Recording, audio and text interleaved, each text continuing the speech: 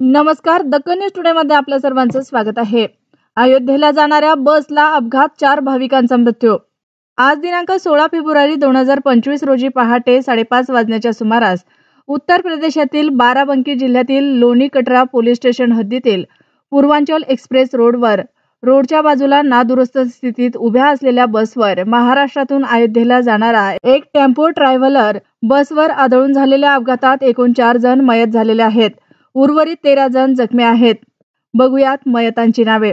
1. सुनील दिगंबर वरपडे, वय वर्ष 50, राहणार छत्रपती चौक, नांदेड।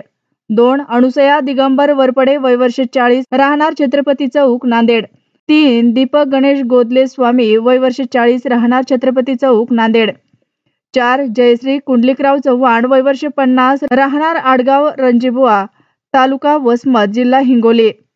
बघूयात जखमींची नावे।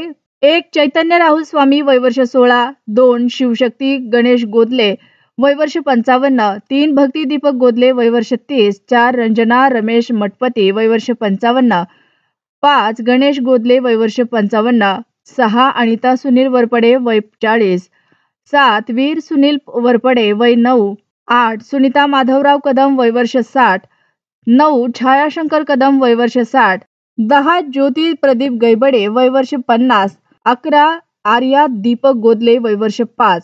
12. लोकेश गोदले, वय वर्ष 35 आणि 13. श्रीदेवी वर्गले, वय वर्ष 60, सर्व राहणार छत्रपती चौक, नांदेड।